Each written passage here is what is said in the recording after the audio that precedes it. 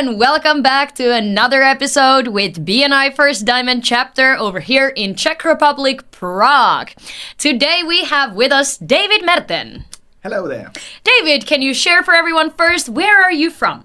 I'm originally from Germany, but I live here since 15 years by now in Prague. Great, perfect. And let's start by telling everybody, what do you do? Let's give a little nutshell of who is David, what is your business? Yeah. I have a bit of background. I studied in Germany back in the days, and I studied pedagogics, so working with parents and children. And I always had a big desire to follow up more on my work in the field of psychology and working more with adults than with kids. And this is where I come from. And I always had a big passion for drama, so I always loved to play drama. And also, I used to be a very introvert, and I still am, and I still prefer to go alone to the cinema. But thanks to drama teaching, I could also learn a bit more to be more extroverted, and I became even a drama teacher. I studied that also in Germany. So that's my background, and what I do is I follow up on my passion to help people to live a more fulfilling life through communication training. And one of them that I do is the storytelling, because I always had a big passion for stories. I love that. And we love that in our chapter as well. David is a hell of a storyteller, that's for sure. David, can you share us, how long have you been part of BNI? So it's about 3 years by now. So it is the time when it all started with the first chapter. That was about 3 years ago, Yeah, perfect. So you were one of the founding members in the chapter as well. Yes. Yeah. I truly remember the first day I walked in, I saw David and I was like, oh, he's awesome. He has great stories and he's really pursuing his dreams. So that was truly inspiring to see. David, back then, you joined before I did. I think I joined a couple months after you. But why did you decide to join BNI? That's a good question. First of all, I always looked for people to do partnerships, and that was always very difficult because people usually looked for how they can work based on commission. And there's nothing wrong about this from a first perspective, but on the other hand, there was a lot of jealousy around. There was people who did not really trust each other, and it was very difficult, for example, just to look for people who would just support each other.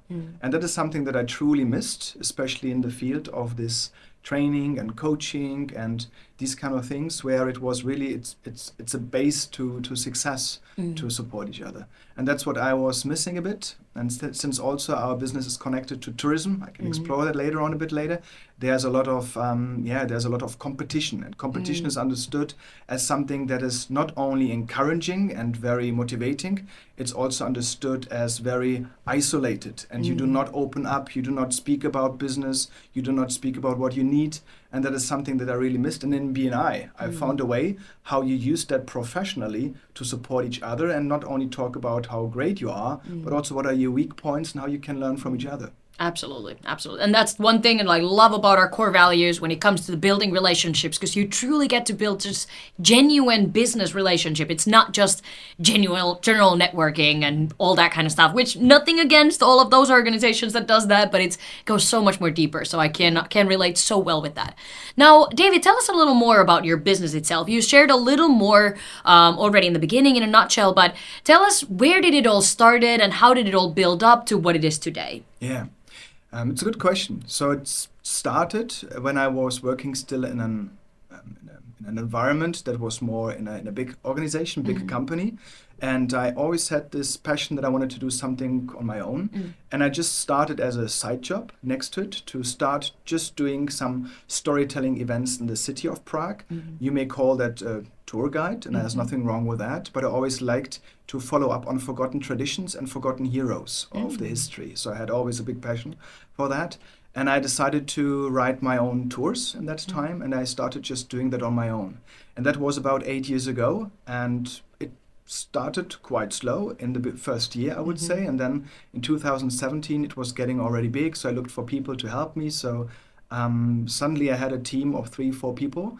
And it was like how it all started. The storytelling in person, in action. And from there, it was quite easy, but it did not come to my mind to connect those dots of training this using psychology and neuroscience to train actually people to use their own personal narratives to be more effective in the way how they communicate. So that is something that we connected about 2 years ago, and we started the company Light in the Dark. I love that. I love that. Now, when you said storytelling and tours in Prague, I know there's going to be so many people listening. What tours are they still going around? Storytelling connected to all of it. Tell us a little bit more about that. Yeah. So accidentally, we found accidentally a person who lived in Prague in the year 1713, and he, despite all the odds, he decided to support people in one of the darkest crises we had in the city of Prague, which was the times of Mor, which is the times of the Black Death, the plague. And he did that because one of his core values was caring and health. He may have not said it like this, but it was obviously that he wanted to help. And that is something that inspired us a lot. And we decided to bring his story back to life, to do this tour and to follow his footprints through Prague and to understand what did he do specifically in order to help people in these deep, difficult crises. And that was a journey through the famous hero's journey of crisis, struggle, and resolution. And the resolution was missing a bit because the resolution came only 300 years later, or about 200 and something years later, when we finally had a cure for the plague. So it was too late for him. But he inspired us so much that we decided to bring him back on street. And therefore, it was quite unique. You may call it, or it's often known as dark tourism, when you go to a serious topic in history. But of course, we do that in an entertaining way, using a lot of our humor in order to make that a little bit more digestible. And then we decided to do that also online, or want to do that online. But it was 2019 when we wanted that, and we could not find cooperation partners. We wanted to offer it for people who have disabilities, who have any barriers, who can't really travel to Prague. But then 2020, when the big thing happened, the new plague out there, we thought that this might be the moment now to try it again. And we had one company who believed that, and we brought it online, which was quite successful. And then we had a team of 11 people suddenly to help people who had lost their jobs in order to still doing events in the city of Prague, but just online. And that was the moment when we discussed maybe we can just bring some light in the dark to people who suffer now the quarantine and can't go out at all. And there was no idea to make a business from that. So we just wanted to help in our team and be active and not reactive. And that's the moment when the name was found, Light in the Dark, actually. I love that. Ah, what a beautiful conclusion to the whole story. And nowadays, when you guys still do the tours and everything, are they still run online and in person, or? We still do that online. So we have a few charity projects that we still support. For example, the Wounded Warrior projects in the US of people having any type of barriers after war. But also we do that for companies who would like to do that as a remote working teams. They often book this because it's a way to gather together even in an online version. So we do that, but not so often anymore. So it's more famous than for Halloween. So Halloween we are like quite often fully booked. Next year already start booking if you want it. And in person, of course, we do that daily. So we have daily events. Amazing, amazing. And now let's go back into talking about BNI and connection with your company as well. Ever since you joined BNI, how does the everyday life been different in business? Yeah. I think one important part, as you mentioned, relationship, one of the core values, I think this is super important. Relationship and the trust it builds to support each other.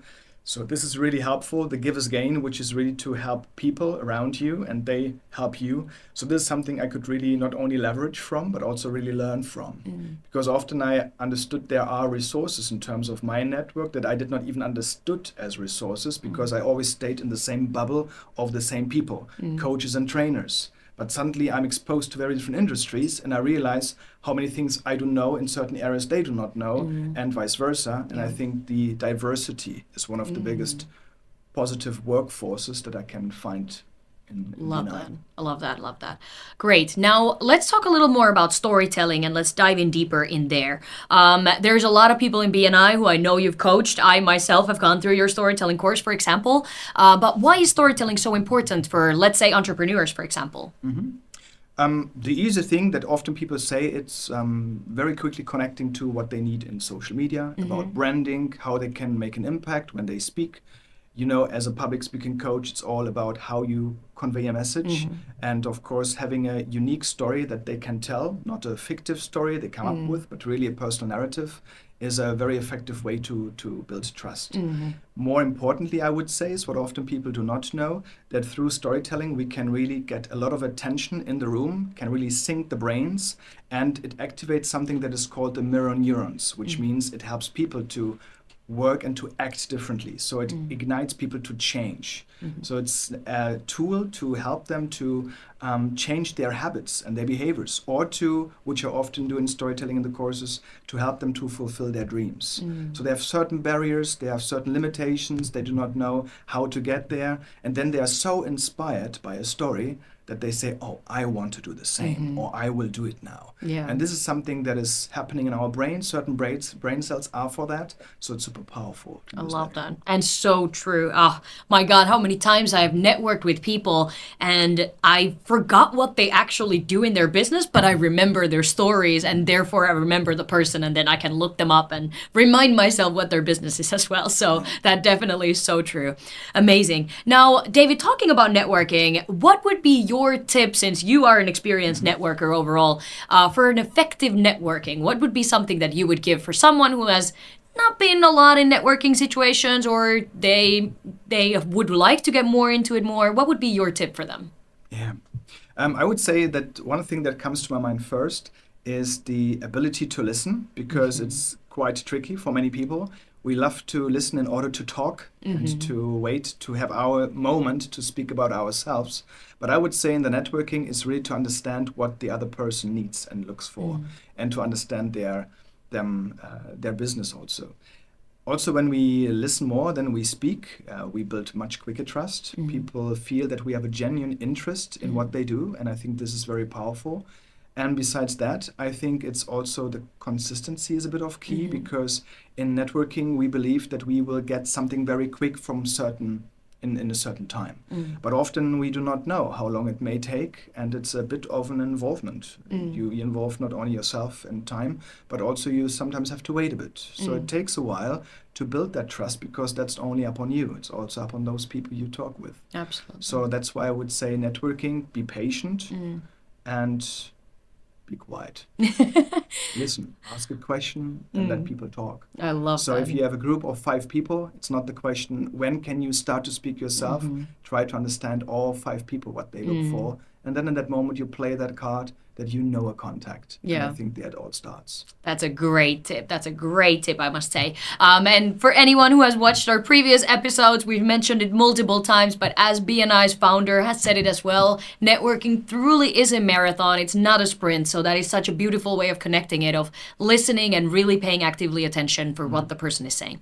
Now, David, you've been an entrepreneur quite successfully now for a while already. So can you share a little more about what is one thing you've learned about entrepreneurship, or for someone who is only starting now, what should they be aware of? Well, first of all, I would say they are not alone.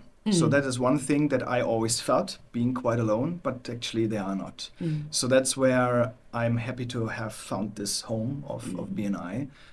Because even though I might have some success, I think it's always you do something new, and then you need to leverage on that network that you built or that you have. What I would recommend to entrepreneurs is maybe also to make sure that they connect that to what they are really passionate about. I've come across people who do the business because they have been told to, taking over family business or whatever it is, and they struggle. And I come from an environment where I grew up in a way that you only relax, you only find yourself in the moment of vacation. You do not do that for work, what you really want to do. It is more that you do that for security reasons. You get your pay, and from that pay, you wait for your retirement, so these kind of things in order to find your happiness, kind of.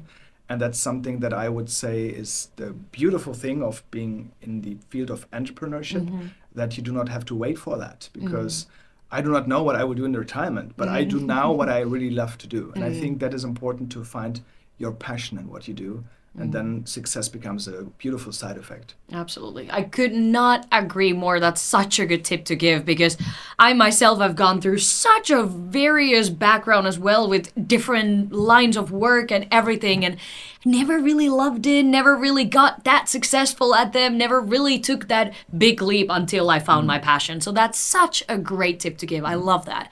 Now, David, how has your business changed ever since you joined BNI? I think, first of all, it changed me, therefore also my business. It changed me in a way that I see people from different industries in a much different light now. First, I was thinking, how can I not only give them a referral, but also how can I survive being with them every week with people that I, first of all, do not know. Secondly, I have no clue about their business. And third, I might not even need their business. So I was really seeing that from a different perspective. And people who are, well, I would say, who are really, they're really experts, I would say, in their field. And learning about their expertise is something that helped me also to see my business differently. For example, I can give a clear example of our lawyer in our group. So I also had the idea that a lawyer is there for a moment when you have a problem in business. When you have a problem, then you better look for a lawyer. But I never understood a lawyer to be the most proactive partner along your side to not only secure your business, intellectual property and your copyrights, but also to bring your business to the next step. Talking about franchising, talking about building a company, having good even terms and conditions on a website is something small but so important. So I learned actually through BNI how I need to change my own perspective to understand those other members as great supporters, as long as I'm willed to change myself and my point of view. I love that answer. Now, David, you are obviously one of our most experienced BNI members. You actually just recently took the role as a director in our chapter as well. Can you share a little more? Why did you want to get a little more responsibility in BNI? Oh, did I want that? Why did you take the role, want it or not?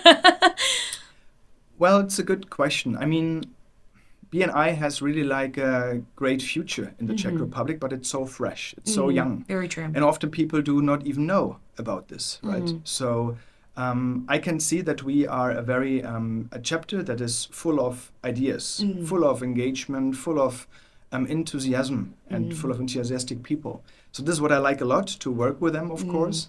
And I do hope and I believe also that there are certain things that I can help the members in order to grow to the next level.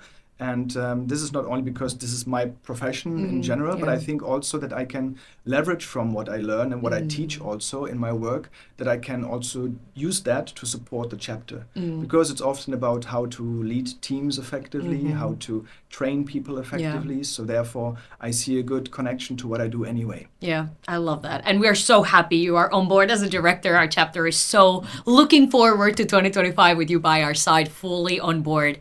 Now, David, talking about 2025, what is your goal in your business for this year? Yeah, I took a bold decision in order to do much more of my own trainings and activities and workshops, that I took on, quite some financial burden to take on a big training room that is a lovely place that is in the Prague Old Town, but it gets me out of my comfortable zone because I need to fill it now with events. So for me, a big promise was not only to make it like, that I would just, have as much as events in the room that I can pay the bill for that.